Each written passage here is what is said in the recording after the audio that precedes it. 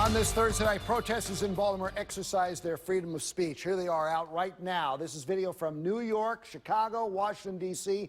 Demonstrators carry "Dump Trump" signs and burn effigies of the president-elect.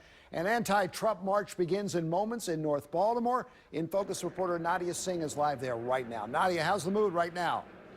Jamie, about 100 people just showed up here at 20th and Charles Street. When we first talked to you at 5:30, there was only a handful of people. Now there are hundreds of anti-Trump protesters here. They're all coming together for one reason, though. Many people upset over President-elect Donald Trump's victory on Tuesday, but they're saying this is going to be a peaceful march through the city. I'm here with one of the organizers, Kayla Philo.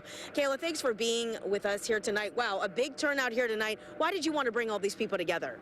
There was just like a collective climate of just anguish and anger and sadness, and I just wanted tonight to be a night where we could come together and build morale and become a stronger Baltimore, and just voice our concerns about this upcoming administration, because there are a lot of concerns, because Trump is he's creating this culture of hate, and he's validating that culture of hate by making it to the White House.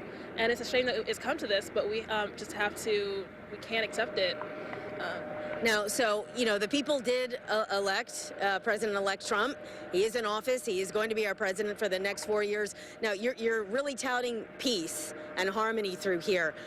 What are you going to do to keep everyone safe here tonight? Because there's really nothing we can do about who's in the White House.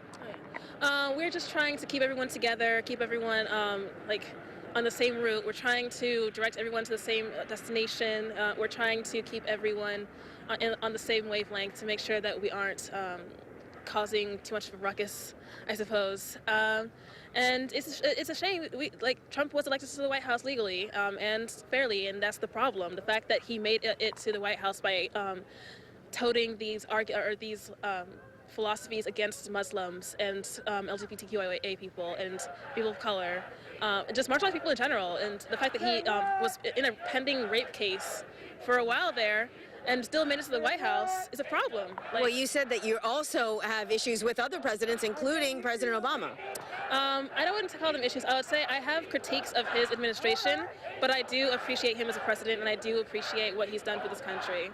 And I wasn't out here protesting for him, against him. I was ecstatic when he was elected because he's the first black president and I'm a black person.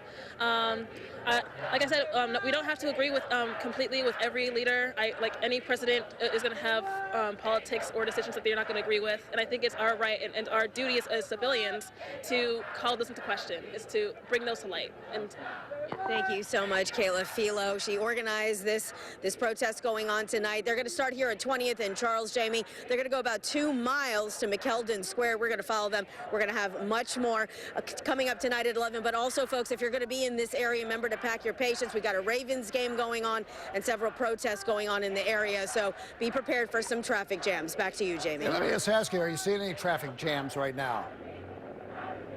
No, not right now, Jamie. Right now, there's a traffic jam of people right behind me. You could probably hear them. Mike just showed you this picture right now. There's over 100 people here, and a lot of them just showed up. They're all just peacefully protesting. They're just hoping to get, raise awareness and get their voices heard, Jamie. All right.